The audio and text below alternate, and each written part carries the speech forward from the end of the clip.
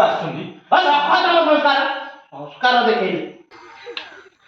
ଅମୂଲ୍ୟ ଘର ଏଇଠି ନା କଣ? ହଁ ଏଇ ଗୋଟା ତ ଅମୂଲ୍ୟ ଘର। ଓହୋ ଓହୋ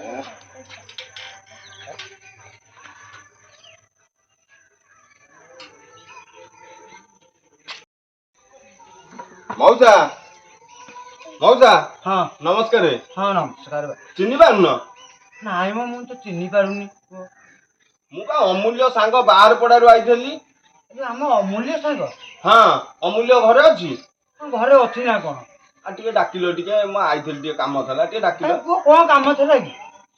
କାମ ଥିଲା, ମୁଁ ଟିକେ ମୋ ପୁଅ ବାହାଘର ତ କାର୍ଡ ଦେବାକୁ ଆଇଥିଲି, ଟିକେ ଅମୂଲ୍ୟ ସାଙ୍ଗରେ କଥା ହେଇଥାନ୍ତି, ଟିକେ ଡାକିଲ ଟିକେ। ହଉ ହଉ ହଉ ରହିଥା ପୁଅ। ହଉ ପାନ ଭଙ୍ଗା ଏଇଠି ଖାଉ, ମୁଁ ଡାକି ଦଉଛି ରହ। ଆସ୍ତେ ଆସ୍ତେ ଆସ୍ତେ ପଡିଯିବ ଆସ୍ତେ। ମଉସା ବୁଢା ହେଇଗଲାଣି, ମତେ ବହୁତ ଦିନ ତଳେ ଦେଖିଥିଲେ ଆଉ। ହଉ ଡାକି ଦଉଛି ଡାକି ଦଉଛି। ହଉ ହଉ।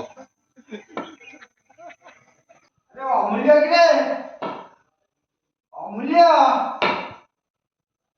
ଏ ଅମୂଲ୍ୟ। ହଁ ବାପା ଯାଉଛି ଯାଉଛି। ଆରେ କିଏ ବାବୁ ଡାକୁଛନ୍ତି ମୋ ପଦାରେ।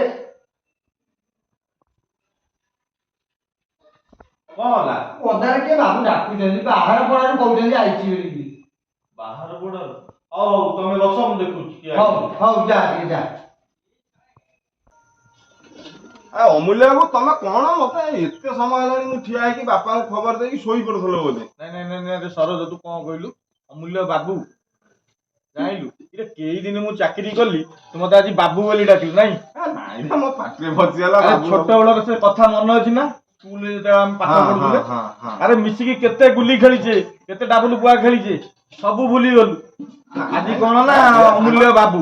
ନାଇଁ ମୁଁ ତୋ ସାଙ୍ଗରେ ଏମିତି ହନା ମୁଁ ଆସିଥିଲି ମୋ ପୁଅ ବାହାଘରଟା ପାଇଁ ଆସିଥିଲି କାର୍ଡ ନେଇକି।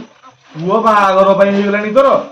ହଉ ଭଲ ହେଲା, ଏତେ ଦିନ ପରେ ଆମେ ଦି ସାଙ୍ଗ ଦେଖା ହେଇଛେ ମାନେ ଆଜି ମନ ଭରି କଥା ହେବା। ବସ ବସ ବସ ଏଠି ବସ। ମୁଁ କଣ ପାଇଁ ଆସିଥିଲି କି ବୁଝିଲୁ? ମୋ ବଡ ପୁଅର ବାହାଘର ଏଇ ଡିସେମ୍ବର 13 ତାରିଖ। କାର୍ଡ ନେଇକି ଟିକେ ଆସିଥିଲି। ମୁଁ ଭାବିଲି ଆଗ ସାଙ୍ଗସାଥି ଗୁରା ମୋର ବହୁତ ଦିନର ସାଙ୍ଗସାଥି ବନ୍ଧୁବାନ୍ଧବ ଆଙ୍କୁ ସବୁ ଆଗ ବାଣ୍ଟିବି, ଗାଁ ପଡିଶା ତ ସେ ପରେ ଦିଆହବ ଆଉ। ଆଉ ତ ବଡ ପୁଅ ବାହା ହବାକୁ ହେଇଗଲାଣି? ମୋ ବଡ ପୁଅକୁ ଆସି 26 ବର୍ଷ ହେଲାଣି। ଆଉ ବଡ ପୁଅକୁ ବାହାଘର ଆଉ କେବେ କରିବି? ତୋର ମନ ନାହିଁ କି ମୋ ପୁଅ କାର୍ତ୍ତିକ ମାସରେ ହେଇଥିଲା, ତୋ ପୁଅ ମାଘ ମାସରେ ଜନ୍ମ ହେଇଥିଲା। ତୋ ପୁଅ ବୋଧେ ବର୍ଷେ ମାସେ ଖଣ୍ଡେ ସାନ ହବ ମୋ ପୁଅ ଚାହେଁ। ଆଉ ମୁଁ ଆଉ ରଖିଲେ ବାହାଘର କରିଦେଲେ ଗୋଟେ ଚିନ୍ତା ଯିବ ନା। ଆରେ ଏ ବଣ୍ଟି, ମାକୁ କହିଲୁ ପାଣି ଗ୍ଲାସ ଆଣିବ, ଅଙ୍କଲ ଆସିଛନ୍ତି। ଆଉ ତୋ ପୁଅ ତ ବାହାଘର କରିବୁ, ପୁଅ ଏବେ କରୁଛି କଣ ବଡ ପୁଅ? ବଡ ପୁଅ ବା ଗୋଟେ ଅଛି ବାଙ୍ଗାଲୋରରେ, ଗୋଟା ଯୋଉ ସେ ସଫ୍ଟୱେର ନା କଣ ଗୋଟା କୁହନ୍ତି। ଓ ସଫ୍ଟୱେର ଇଞ୍ଜିନିୟର? ହଁ ହଁ ସେଇ କମ୍ପାନୀରେ ଅଛି। ଆଉ ସାନ ପୁଅଟା? ସାନ ପୁଅ ସେଇ ତାର ତ ଆଉ ପାଠ ସାଠ ହେଲାନି, ସେ ଯାଇକି ତାରି ପାଖରେ ଗୋଟେ ଛୋଟ କାଟିଆ କମ୍ପାନୀରେ ଅଛି, ହେଲେ ବି 20-22 ହଜାର ଟଙ୍କା ଦରମା ପାଉଛି। ଭଲ ଆଉ ତୋର ବା ଦିଟା ପୁଅ ଝିଅ ଗୋଟେ, କଣ ତୋ ପୁଅ ଦିଟା କଣ କରୁଛନ୍ତି? ଅଙ୍କଲ ହଉ ତୋ ପୁଅ ସବୁ ବୋଧେ ଇଂଲିଶ ମିଡିୟମରେ ପଢୁଥିଲେ ବୋଧେ? ହଁ ପାଣିଟା ପିଇଦେ, ଆମେ କଥା ହବା। ହଁ ମୋର ଦିଟା ପୁଅ ଗୋଟେ ଝିଅ, ତୁ ତ ଜାଣିଥିବୁ ଆଉ କଣ ବଡ ଘର ବଡ ଗୁମର କଥା। ତୋର ତ ବଡ ଲୋକିଆ କଥା ଆଉ, ଗଭର୍ଣ୍ଣମେଣ୍ଟ ଚାକିରି, ଆଉ କଣ ତତେ ଆଉ କହିବି ଆଉ। ବଡ ପୁଅ କଣ କରୁଛି ତୋର? ସେ କଥା କହିଲେ ମତେ ଭାରି ଦୁଃଖ ଲାଗୁଥିଲେ ସାଙ୍ଗ। ବଡ ପୁଅ ସାନ ପୁଅ ଦି ଜଣ ଯାକ କୁଳାଙ୍ଗାର। କାଇଁ କଣ ହେଲା? ସାନ ପୁଅଟା ମଝିରେ ଜିଦି ଧରିଲା, 4-5 ଲକ୍ଷ ଟଙ୍କା ନେଇ ବଜାରରେ ଗୋଟେ ଷ୍ଟେସନାରୀ ଦୋକାନ ଟିକେ କଲା। ଆଚ୍ଛା। ମଦ ଗଞ୍ଜେଇ ଖାଇ ସେଗୁଡାକ ସବୁ ବୁଡେଇଲା। ଏବେ କଣ ସକାଳ ହେଲେ ଉଠିକି ଜିମି ଯାଉଛି। ଆଚ୍ଛା। ବଡ ପୁଅଟା ସେମିତି ଜିଦି ଧରିଲା, ବାପା ମତେ ପଇସା 5-6 ଲକ୍ଷ ଟଙ୍କା ଦିଅ, କଣ ହାଇୱା କଣ ଲୋନ ଯୋଉ ବାଲି ବୋଉଛନ୍ତି ଆମ ନଈରୁ। ହଁ ତାକୁ ସେମିତି 5-7 ଲକ୍ଷ ଟଙ୍କା ଦେଲି, କଣ ଲୋନ ପତ୍ର କରିକି ହାଇୱା କେଇ ଦିନ ଚଲେଇଲା। ପଇସା ପତ୍ର ବୋଧେ ଠିକ ସମୟରେ ଦେଇପାରିଲାନି କଣ, ତାକୁ ସେମିତି ସେ ଗାଡି ବ୍ୟାଙ୍କ ଟାଣି ନେଇଗଲା। ଆଉ ଝିଅ ବାହାଘର କରିସାରିଲୁଣି? ଝିଅ ବାହାଘର ଟା କଣ ଏଇ ପେନସନ ଉପରେ ଗୋଟେ ଲୋନ ଟା କରିଥିଲି। ଆଚ୍ଛା। ସେଥିରେ ଝିଅ ବାହାଘର ଟା ଦୁଃଖେ ସୁଖେ କରିଦେଇଛି। ଆଚ୍ଛା। ଆଉ ଏବେ ପେନସନ ମିଳୁଥିବ ଚଳୁଥିବ ଆଉ କଣ, ଆଉ ଖରାପ କଣ? କଣ ଆଉ ସେ ଦୁଃଖ ତତେ କହିବିରେ ସାଙ୍ଗ, ବଡ ଘର ବଡ ଗୁମର କଥା। କହିଲେ କୂଳ କୁଟୁମ୍ବଙ୍କୁ ଲାଜ, ନ କହିଲେ କୂଳ ଭାସି ଯାଉଛି। କଣ ହେଇଛି, କଣ ପେନସନ ମିଳୁନି? ପେନସନ 2-3 ହଜାର ଟଙ୍କା ଯାହା ମିଳୁଛି। କାଇଁ ଏତେ କମ? ଲୋନ ବାବଦରେ କଟି ଯାଉଛି କିଛି ପଇସା। ଓହୋ ଆଚ୍ଛା ଆଚ୍ଛା ଆଚ୍ଛା। 2-3 ହଜାର ଟଙ୍କାରେ କଣ ଘର ଚଳିବା ସମ୍ଭବ? ହଁ ହଁ। ତୁ ତ ଜାଣିଥିବୁ। ଆଉ ଏଇ କିଛି ଦିନ ହବ ଏଇ ଜଗତପୁର ଗୋଟେ କମ୍ପାନୀଟେ ଯାଉଛି। ସେଠି କଣ କରୁଛୁ ପୁଣି? ତୁ ସେଠି ଯାଇକି 40-50 ବର୍ଷ ଖଟିଲୁ, ପୁଣି ଯାଇକି କମ୍ପାନୀରେ କାମ କରୁଛୁ? କଣ ଆଉ କରିବି, ଦିଟାଙ୍କ ପୁଅ ଯେତେବେଳେ ବେକାର ହେଇ ବୁଲିବେ, ବାପା ମାଙ୍କ ଦୁଃଖ ସୁଖରେ ସେମାନେ ସାହା ହେବେନି, ଆମର ଆଉ ନକରି ଉପାୟ କଣ ଅଛି? ସେଠି ଯାଉଛି 8 ଘଣ୍ଟା ସିକ୍ୟୁରିଟି କାମ କରୁଛି। ମୁଁ ଦିନେ ଦେଖିଥିଲି ଶିଶୁଆ ବଜାରରେ ତୁ ରେନିକୋଟ ପିନ୍ଧି ଯାଉଥିଲୁ ସାଇକେଲରେ। ମୁଁ ସେ କହିଲି ଅମୂଲ୍ୟ ଭଳିଆ, ମୁଁ ତ ଆଉ ଦେଖିନି ବହୁତ ଦିନ ହେଲା। ଆଜି ତ ଘର ଖୋଜି ଖୋଜିକା ଯେମିତି ଆଇଲି। ହଁ ମୁଁ ଆଉ କଣ ଜାଣିଛି ତୁ ଯାଇ ସେଠି ସେ କାମ କରୁଛୁ? କଣ ଆଉ କରିବି କହୁନୁ? ନାଇଁ ବାପା, ମୋର ଭାଇ ତୁ ବିଶ୍ୱାସ କରିବୁନୁ, କାହିଁ ତତେ ମିଛ କହିବି। ଛୁଆ ଦିଟା ମୋର ଯାଇଥାଇ, ମୁଁ ଚାଷୀ ବନ୍ଧି ଲୋକ, ଏବେ ଯାହା ହଉ ଗୋଡକୁ ଗୋଡ ପକେଇ ବଉଛି। ଆଉ କିଛି ଛୁଆ ଗୁଡା କରେଇ ଦଉନାହାନ୍ତି। ମୁଁ ମୋର ସେମିତି ବଇଛି, ସେ ତାଙ୍କର ମାସିକ ମାସିକ ପଇସା ପଠଉଛନ୍ତି। ଘର ଦ୍ୱାର ଭଲ ମନ୍ଦ ସିଏ ତାଙ୍କର ହାନି ଲାଭ ସବୁ ବୁଝୁଛନ୍ତି। ମୋର କିଛି ଦେଣ ନାହିଁ କି ନେଣ ନାହିଁ, ଖାଲି ବୁଲିବା କଥା। ବୁଲୁଛି ବଉଛି, ଆଉ କଣ କରିବି ଆଉ। ଯାହା ହଉ ତୁ ଏ ବୟସରେ ସୁଖରେ ଅଛୁ। କଣ ଛୋଟବେଳୁ ତ ଆମେ ଖଟି ଖଟି ଜାଣିଥିବୁ, ଚାଷୀ ମୂଲିଆ ଲୋକ ଆମେ। ତା ବିଲରେ ଖଟି ଖଟି ଛୁଆ ଦିଟାଙ୍କୁ ପାଠ ପଢେଇବୁ। ଯାହା ହଉ ସେ ବଡ ପୁଅ ଦିଟାଙ୍କୁ ସବୁବେଳେ, ସାନ ପୁଅ ବଡ ପୁଅଙ୍କୁ, ମା ହଉ ମୁଁ ହଉ ସବୁବେଳେ ଆମେ ବୁଝେଇବୁ, ପୁଅ ଦିଟା ରୋଜଗାର କର। ମୋର 20 ଖଣ୍ଡେ ଘର ଥିଲା, ଯାହା ହଉ ଏବେ 2-4 ବଖରା ଘର କରିଦେଇଛନ୍ତି। ଘରେ କେହି ନାହାନ୍ତି ମୋର, ସେ ସବୁ ଇଏ ଗୁଡିଆଣି ବସାରେ, ମାନେ ଯେମିତି ମୋ ଘର ସାରା ଖାଲି। ହଁ ଆଉ ତୋର ତ ଘର ଫର ସବୁ କରିଦେଇଛୁ, ଆଉ ତୋର ଆଉ କଣ ଆଉ ଅସୁବିଧା ଅଛି? ନାଇଁ ସାଙ୍ଗ, ଅସୁବିଧା ଆଉ କଣ, ଏଇ ଦୁଃଖ ତ ତତେ କହିଲି ଆଉ। ନାଇଁ ହଉ ଠିକ ଅଛି, ମୁଁ 13 ତାରିଖ ଦିନ ଯାଇ। ନାଇଁ ତୁ ନୁହେଁ, ସମସ୍ତେ ପହଞ୍ଚିବ। ଘରେ ସେଦିନ ରୋଷେଇ ବନ୍ଦ, ସମସ୍ତେ ଯାଇ ପହଞ୍ଚିବ। ଭାଉଜଙ୍କୁ ବି ସାଙ୍ଗରେ ନବୁ, ଛୁଆ ଦିଟା ସମସ୍ତେ ଯାଇ ପହଞ୍ଚିବ। ଆରେ ଇଏ କିଏ ଏମିତି ପାଟି କରୁଛି? ସାନ ପୁଅ କଥା ତତେ ଯାହା କଥା କହୁଥିଲି, ଏଇ ବାହାରିଲେ ବାବୁ ବର୍ତ୍ତମାନ ଜିମ୍ ଯିବେ। ଆଉ କଣ କହୁଛୁ? ଆରେ ତାଙ୍କୁ ଚିହ୍ନା ଛୋଟବେଳୁ ଟିକେ ମାନେ ଶିଖେଇଥାନ୍ତୁ କେମିତି। ତୁ ତ ବାହାରେ ରହିଲୁ, ମା ଟିକେ ଘରେ ଗାଇଡ କରିବା କଥା, ଇଏ କରିବା କଥା। ଆଉ ସେ ଫୁଲା ଫାଙ୍କିଆ ହେଇଯାଇଛନ୍ତି। ହଉ ଦେଖେ ଯାହା ମୋ ଭାଗ୍ୟରେ ଲେଖା।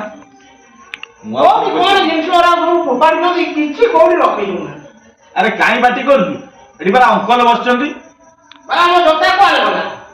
ଦେଖ ଦେଖ କେମିତି ସିଏ ହଉଛି, ଦେଖ। ହଉ ମୁଁ ଆସ ଆସ। କୁଆଡେ ଗଲା ମୋ ଜୋତା ଫୋତା କିଛି ନାହିଁ।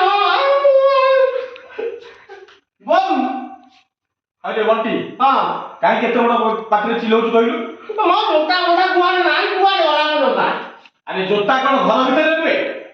ସେଠି ଗୋଟେ ମୋର ସାଙ୍ଗଟେ, ଗୋଟେ କେତେ ଦିନର ତଳ ସାଙ୍ଗ ଆମର ଆସିଛି, ତୁ ଗୋଟେ ଏଡି ବଡ ପାଟିରେ ଚିତ୍କାର କରୁଛୁ। ସେ କଣ ଭାବିବେ କହିଲୁ? ତମେ ସାଙ୍ଗ ଆଇଲେ ମୁଁ କଣ କରିବି? ମୁଁ କଣ ଖାଇବି ତା କଥା? ମୋର ଜିମ୍ ଟାଇମ୍ ହେଇଗଲାଣି, ମୁଁ ଯିବି ଯିବି। ଆରେ ସଂସ୍କାର ବୋଲି ଗୋଟେ କିଛି ଅଛି ନା ନାହିଁ? ଘରୁ ଜଣେ ଭଦ୍ର ଲୋକ ଆସିଛନ୍ତି। ସଂସ୍କାର ଦେଖେଇଲି। ମୋ ଜୋତା ଫୋତା କୁଆଡେ ଗଲାଣି, ମୁଁ ଏବେ କଣ କରିବି? ଜିମ୍ ସାର ଆସିଲେଣି, ପାଟି କରିବେ ସିଏ। କୋଉଠି ବା ଜୋତା କାଇଁ? କୋଉଠି ଜୋତା? ଜୋତା ମୋ ମୁଣ୍ଡ ଉପରେ ଅଛି। କୋଉଠି ଅଛି ଜୋତା? ଏଟା ଭଦ୍ର ବି ଶିଖିଲେ ତୁ? ଏତେ ବଡ ପିଲାଟେ ହେଇଗଲୁ। ଛି ଛି ଛି ଛି ଛି ଛି। କଣ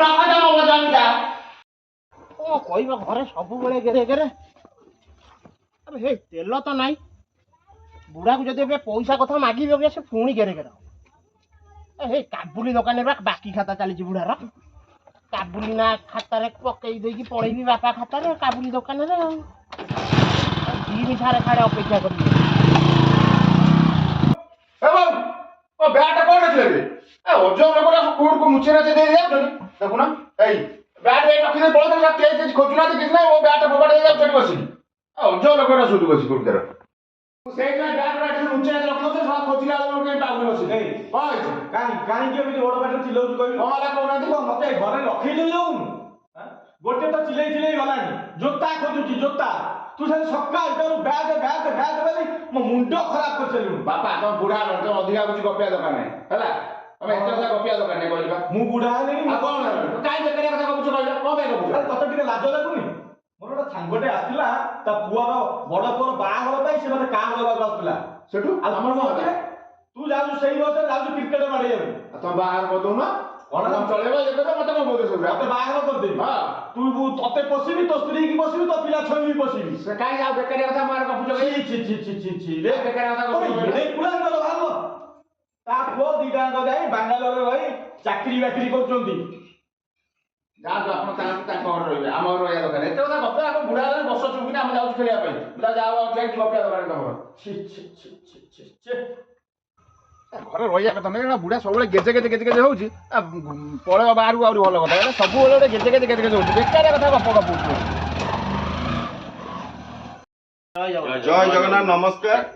ଦୟାକରି କେହି ଦେହକୁ ନେବେ ନାହିଁ ଏ ଭିଡିଓଟି ପୁରା କାଳ୍ପନିକ ଏ କାହାଣୀଟି ଆପଣ ଭାବି ଦିଅନ୍ତୁ ପୁରା ଗୋଟେ କାଳ୍ପନିକ। ଆଉ ଏମିତିଆ କୁଳାଙ୍ଗାର ପୁଅ ଯୋଉ ବାପା ମାଙ୍କୁ ପାଖରେ ଥିବେ କି ମିଳିଯିବେ କି କୁଳାଙ୍ଗାର ହେଇଯିବେ ଏମିତିଆ ପୁଅ ବାପା ମା ମାନେ ଯେଡେ ବଡ ଧନୀ ହେଇଥାନ୍ତୁ ସେ ଭିକାରୀ ହେଇଯିବେ ଅନେଇଛୁ କଣ ଭୁଲ ମାଗୁନ ବାପା ମା ବାପାଙ୍କର ଭୁଲ ହେଇଯାଇଛି। ହଉ ହଉ ଉଠ। ଯାହା ହଉ ମୋ ପୁଅ 2 ଜଣ ତାଙ୍କ ନିଜ ଭୁଲ ବୁଝିପାରିଲେ। ସେମିତି ସମାଜରେ ଏଇଭଳି ଯୋଉ ପୁଅମାନେ ଅଛନ୍ତି ସେମାନଙ୍କୁ ଆମର ଗୋଟିଏ ରିକ୍ୱେଷ୍ଟ ଅନୁରୋଧ ସମସ୍ତେ ଏମିତି ଭଲ ବାଟକୁ ଫେରି ଆସନ୍ତୁ। କାରଣ ଜୀବନରେ ବହୁତ କିଛି ସଂଘର୍ଷ କରିବାକୁ ପଡେ। ଯିଏ ଯୋଉ ବାପା ମା ବାହାରେ ଚାକିରି କରୁଛନ୍ତି ସେମାନେ କେତେ କଷ୍ଟରେ ଚାକିରି କରିକି ପଇସା ନିଜ ପିଲା ପାଇଁ ବା ନିଜ ସନ୍ତାନ ସନ୍ତତି ପାଇଁ ସଞ୍ଚୟ କରୁଛନ୍ତି କେବଳ ସେଇମାନେ ହିଁ ଜାଣନ୍ତି କେତେ କଷ୍ଟ କରିବାକୁ ପଡେ। ଏମିତିଆ ପୁଅ ରହିଲେ ଜେଜ ଏମିତି ଅନେଇଥିବ ବାପାକୁ ଇଏ ବାଡେଇ ଘରୁ ବାହା କରିଦେବେ ସବୁ ମଦ ଫଦ ନେଇକି ଇଏ ଗାଡି ବାହା କରି ସବୁ କାଙ୍ଗାଳ ଆଉ ଥରେ ଭୁଲ ମାଗ ଲୋକଙ୍କ ଆଗରେ। ସମସ୍ତେ ସୁଧୁରି ଯାଆନ୍ତୁ ନିଜ ବାପା ମାଙ୍କୁ ସମ୍ମାନ ଦିଅନ୍ତୁ ସେମାନଙ୍କ କଥାରେ ଚାଲନ୍ତୁ ତାହେଲେ ସେମାନେ ନିଶ୍ଚୟ ଜୀବନରେ ଉନ୍ନତି କରିବେ। ଯେମିତି ମୋ ସାଙ୍ଗର ପୁଅ 2 ଜଣ ଉନ୍ନତି କରୁଛନ୍ତି ସେମିତି ସମସ୍ତେ ଉନ୍ନତି କରିବେ। ଧନ୍ୟବାଦ ଧନ୍ୟବାଦ। ଯଦି ଭିଡିଓଟି ଭଲ ଲାଗିଛି ଲାଇକ୍ କମେଣ୍ଟ ସେୟାର ନିଶ୍ଚିତ ଭାବରେ କରିବେ। ଆଉ ଜଣିଏ ଲୋକ ଏ ଭିଡିଓରେ ଜଣିଏ ଲୋକ ଯଦି ସୁଧୁରି ଗଲା ନା ଗୋଟିଏ ପୁଅ ତାହେଲେ ଆମ ଭିଡିଓ କରିବା ସାର୍ଥକ ହେଇଯିବ। ଜୟ ଜଗନ୍ନାଥ। ଭୁଲ ଥିଲା କ୍ଷମା କରି ଭୁଲ ଥିଲେ କ୍ଷମା କରି ଜେଜ କହିଲେ ଆଉ ଚାଲ।